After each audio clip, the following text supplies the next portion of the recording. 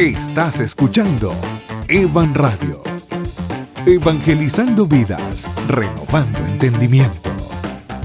Es un honor poder estar delante de ustedes, continuando con esta serie de camino o el camino de regreso. En el primer programa o la primera entrega, recordamos, Carlos, que analizamos con gran asombro la maravilla de ese despliegue de su gloria que Dios presenta en su creación. Vemos que Él ha creado un universo inteligente, lógico, racional. Es decir, que no es una creación o un cosmos que es producto del azar, que es producto de una fuerza oscura, de una fuerza ininteligible, sino que vemos a un diseñador, a un arquitecto detrás de la creación. Y fue bien interesante esa entrega. Pero en esta oportunidad, entonces, vamos a hablar de un tema que nos gusta mucho y es sobre el Evangelio. Porque Dios colocó a ese hombre en una creación perfecta, pero el hombre cae, viola el pacto, le falla a Dios.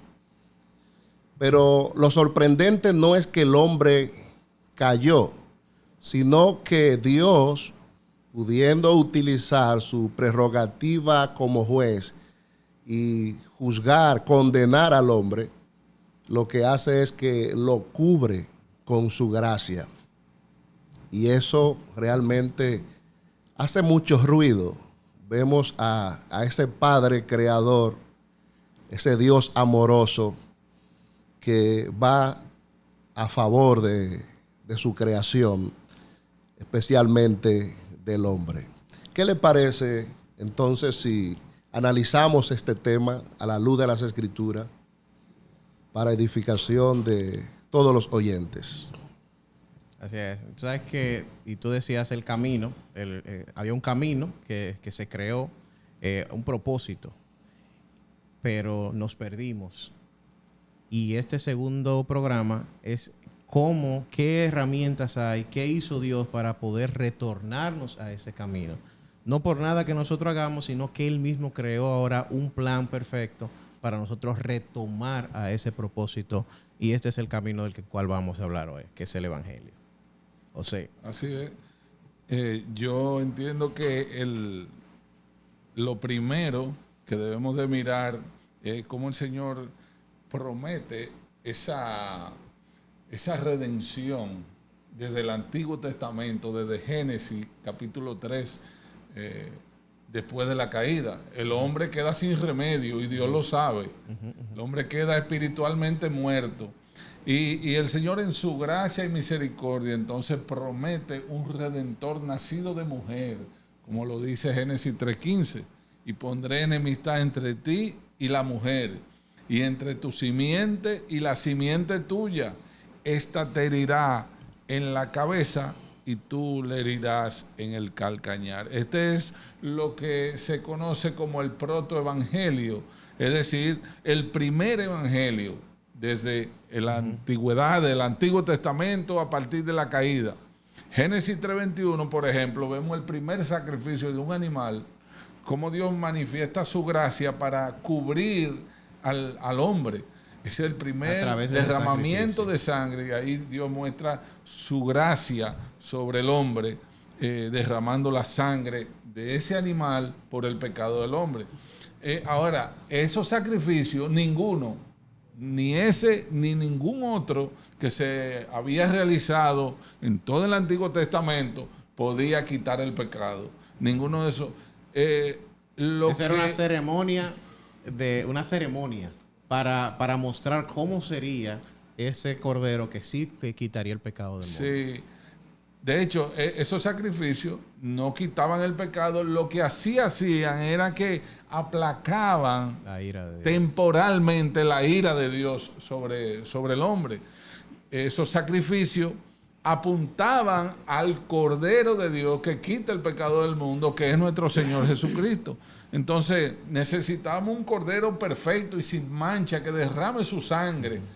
Y tenía que ser hombre, pero no un hombre cualquiera. Tenía que ser hombre y Dios como nuestro Señor Jesucristo, que vivió una vida de perfecta santidad, no violó ningún punto de la ley, y vivió una vida perfecta, derramó su sangre, porque sin derramamiento de sangre no hay remisión de pecado. Y esa justicia de Cristo entonces es imputada sobre todos los que se arrepienten y creen en nuestro Señor Jesucristo. Pero es interesante agregar, Camasta y Carlos, la postura que fija el hombre cuando ellos se ven desnudos, que pecaron, que violaron el pacto. Tratan de resolver el problema con metodología propia de ellos, con esfuerzo propio, y dice el texto bíblico que tomaron hojas de higuera y la cosieron y se hicieron vestidos con hoja de higuera. Y esto me hace pensar cómo el hombre ha tratado el problema del pecado de manera simplista. Y el hombre moderno del siglo XXI sigue tratando el pecado de esa misma forma. Es una tendencia natural del ser humano. Sí, y no, pero no miden la consecuencia, la gravedad. Como decía el teólogo R.C. Sproul, que el pecado es la mayor tragedia cósmica que ha sucedido en este universo. Pero el hombre, desde su condición caída, no ha visto el tamaño, la profundidad, lo horrible que es el pecado.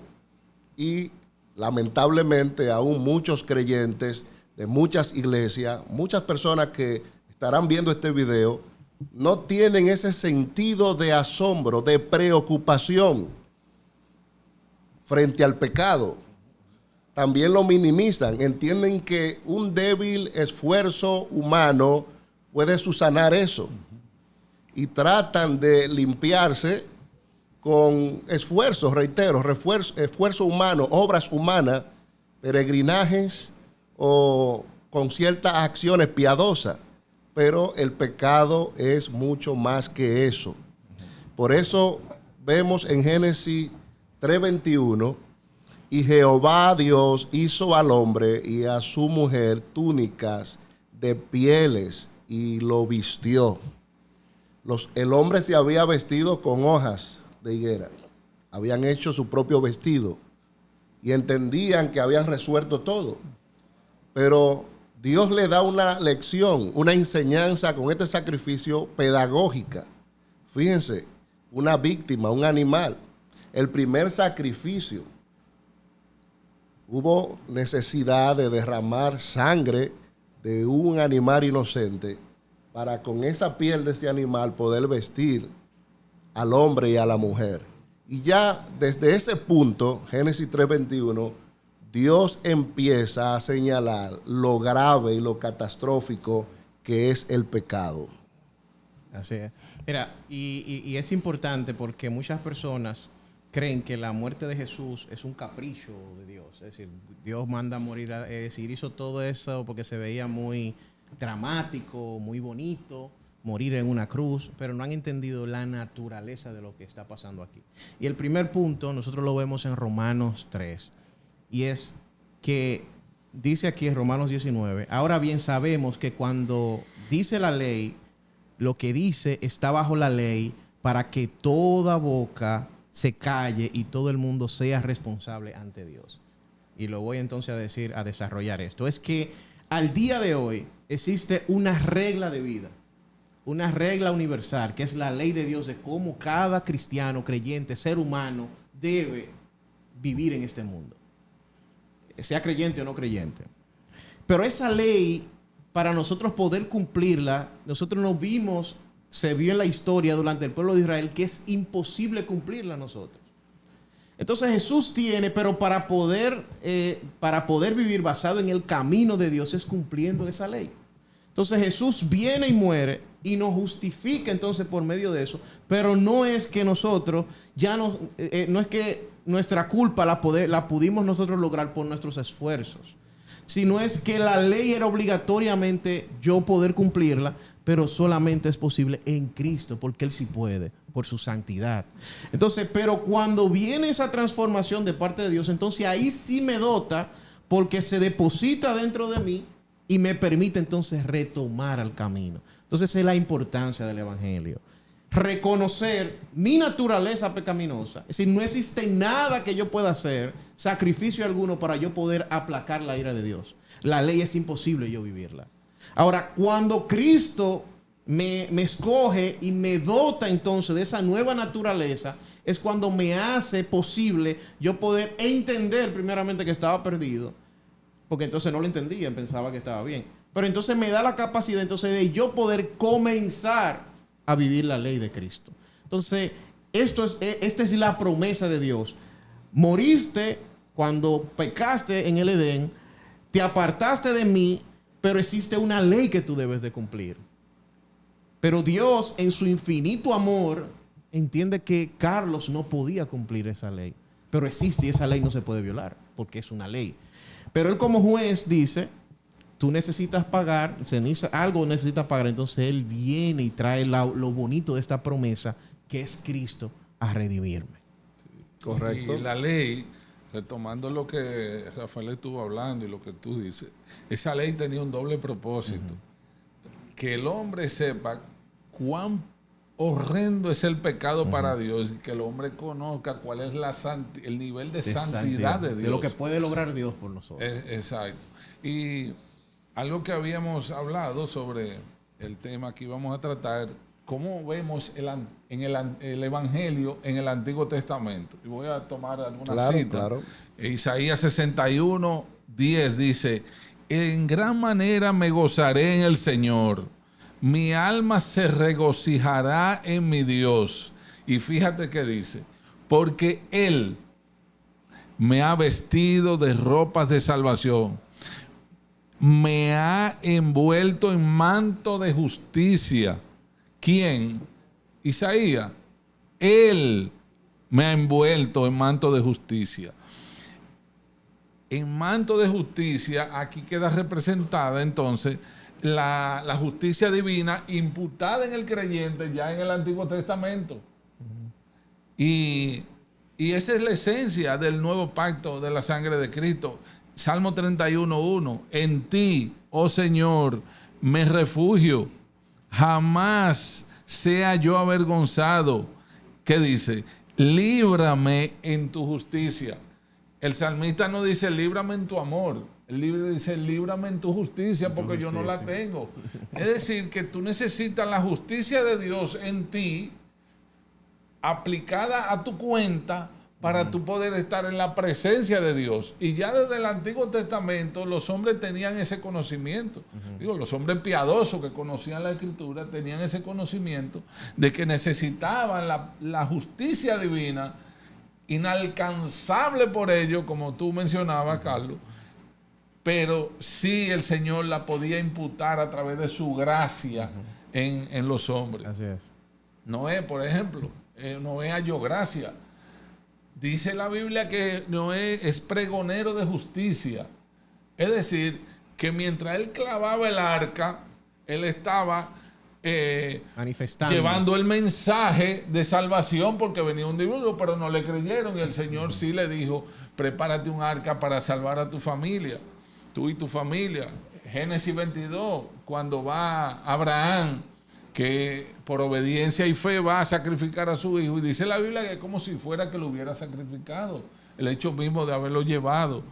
¿Y qué aparece allí? Un carnero que simboliza, que representa, que apunta al Señor Jesucristo, la serpiente de bronce que fue levantada para que todo aquel mirara a la serpiente se sanara, hubiera sanidad y vida. Entonces, ¿qué le dice Jesús a Nicodemo? Como Moisés levantó la serpiente en el desierto, así es necesario que el Hijo del Hombre sea levantado. Y dice, para que todo aquel que en él cree no se pierda, mas tenga vida eterna. Así es. Yo quiero ahí y el 21 para pasarla a Rafael. Pero ahora, aparte de la ley, es decir, la ley, es decir, aparte, sigue ahí, es decir, los requisitos para la santidad siguen ahí, que es la ley. La justicia de Dios se ha manifestado, confirmada por la ley y los profetas. Pero esta justicia de Dios, por medio de la fe en Jesucristo, es para todos los que creen, porque no hay distinción entre por cuanto todos pecaron y no alcanzaron la gloria de Dios, todos son justificados gratuitamente por medio de la redención que es Cristo Jesús. Es decir, nada se ha abolido.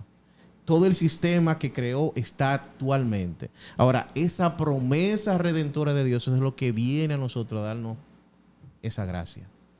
O sea, que lo que ambos han dicho hasta este punto es que el hombre pierde su justicia y su santidad original, pero Dios no varió su estándar de justicia. No la bajó, de que vamos a dejarlo entrar. Sí, sigue para comprender al hombre. Dios es inmutable. Dios se mantuvo y se mantiene siendo 100, o sea, no 100, sino santo, santo, santo. 3 veces santo. Entonces, ¿qué vemos en la ley que trae Dios a través de Moisés? Bueno, el estándar de Dios. Una ley que acusa al pecador. Una ley que le dice al hombre, tú no puedes cumplirme. Tienes que venir por fe. Y la misma ley lo encamina, lo acerca a Dios mediante la fe. De manera que es un refrigerio, o fue un gran refrigerio para los creyentes del Antiguo Testamento, poder ver esas promesas cumplidas, poder ver anunciada desde Génesis 3:15 esa promesa de redención para el hombre, que a pesar de que el hombre ha caído, Dios con cuerda de amor llama al hombre, restaura al hombre, apuntando siempre a Cristo. Así es. Así es. Y, por ejemplo, Isaías 7:14, que dice, por tanto, el Señor mismo les dará esta señal. Dice, una virgen concebirá y dará a luz un hijo. Digo yo, ¿cuál hijo? El de Génesis 3:15. Y le pondrá por nombre Emmanuel. Y Emmanuel significa Dios con nosotros. Es decir, la promesa de un hombre que destruiría a la serpiente haya su cumplimiento en nuestro Señor Jesucristo, el Hijo de la mujer que va a destruir la cabeza de Satanás. La presencia de Dios con nosotros, Dios hombre, nuestro Señor Jesucristo. Isaías 53 es la imagen perfecta del Mesías y de su sacrificio. Entonces, cuando van a presentar al bebé Jesús al templo en Jerusalén, allí se encuentra Simeón y Ana, ambos piadosos que esperaban al Mesías. Y Simeón le dice a María, este niño ha sido puesto para caída y para levantamiento de muchos en Israel y para señal de contradicción. Pero entonces nuestro Señor cita, y eso lo recoge Mateo, Marco y Lucas, cita Isaías 28:16 en Lucas 20:17, pero él, mirándolos fijamente, dijo, entonces, ¿qué quiere decir esto que está escrito? La piedra que desecharon los constructores, esa en piedra angular se ha convertido. La que ellos desecharon es la piedra angular. Así es. Y yo pensando ahora, y tú que escuchas, Él es la piedra angular de tu vida, Él es la piedra angular de tu vida eterna. Entonces, esa piedra que fue rechazada, Cristo entonces vuelve y cita, ahí mismo, bueno, lo recoge Lucas, cita ahora Isaías 18:15, todo el que caiga sobre esa piedra será deshecho, y sobre quien ella caiga, lo esparcirá como polvo. Es decir, que el que no responde adecuadamente A ese llamado. al llamado de nuestro Señor Jesucristo será hecho polvo. Así es. Es decir, no hay una opción. Muchas personas piensan y creen que Dios es un Dios de amor y que eso es para el que quiera. No es para el que quiera. Cada ser humano tiene la responsabilidad de obedecer la ley, si no va a perdición. Cada ser humano. Y cada ser humano, basado en lo que haga, va eternamente al cielo o eternamente al infierno. Ahora, ¿qué pasa? Muchas personas han tomado el evangelio para pasarlo como de manera fría o vamos a decir como fresca. Voy cuando quiero, hago lo que pasa, pero no ha tenido una comprensión clara de por qué estamos aquí, por qué somos creyentes. Primer problema, tú eres creyente es porque tu naturaleza es tan malvada que la vida que aún estás viviendo aquí en el mundo no es fructífera y no te das cuenta de eso. Eres tan malvado que incluso todo lo que haces va continuamente al mal. No te haces daño tú solo, sino también al prójimo y a todo lo que te rodea. Pero entonces, tercero, aún creyendo que por todos tus medios buscas a Dios, pero también lo estás buscando dentro de una ignorancia como lo hacían los fariseos.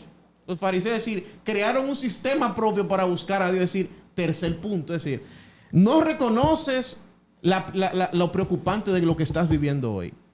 No aceptas la vida que Dios tiene y el estándar que Dios tiene. Pero también cuando dices que lo vas a iniciar, lo inicias de un modo operando un tuyo propio, no de la forma en que Dios quiera. ¿Por qué? Porque no has querido reconocer que eres pecador, que tus propios méritos no son suficientes para alcanzar a Dios y la única manera es aceptar a Cristo. Y al no aceptar a Cristo, entonces busca todas las excusas en la religión, en los líderes, en que la Biblia tiene errores, en que se escribió 1000 años y no se da cuenta que todas son excusas para no aceptar la realidad de que tú estás perdido y de que no existe forma de tú alcanzar a Cristo si no es por medio de su sangre, por gracia. Cristo es la única vía de escape. Los méritos humanos son incapaces, insuficientes. Eso es lo que la Biblia revela. El hombre está caído en su condición de pecado y necesita, como planteaba el maestro Camasta, la justicia de Dios, revestirse de la justicia de Dios para entrar a su presencia. Y Cristo es esa justicia de Dios de la cual el miserable pecador puede cubrirse, puede acompañarse y ser salvo. Creo que el tiempo se nos agotó. Se agotó y pero un mensaje final a cada persona que está en su hogar. Existe una posibilidad de vencer eso y es por medio de Jesús. Si tú estás allá en tu casa, si estás mirando este programa o si también ya has aceptado a Cristo pero no estás viviendo esa vida, existe la posibilidad de que si tú crees en Dios y le entregas tu vida a Dios, la vida que estás viviendo y la vida que Él prometió va a ser en justicia a ti de manera gratuita. No por nada que nosotros podamos hacer, por ningún mérito, por esa vida va a transformar y todo lo que pensaste que no podías hacer, de ahora en adelante, por medio del Espíritu Santo, vas a poder hacerlo. Dios te bendiga mucho. ¿Algo más? Hasta la próxima. Amén. En Evan Radio creemos en el poder del Evangelio para cambiar vidas. Nuestro compromiso es ofrecerte contenido de calidad que te inspire a vivir una vida plena y significativa, arraigada en la fe y el conocimiento bíblico por todas las plataformas digitales. Evan Radio, contenido que transforma vidas.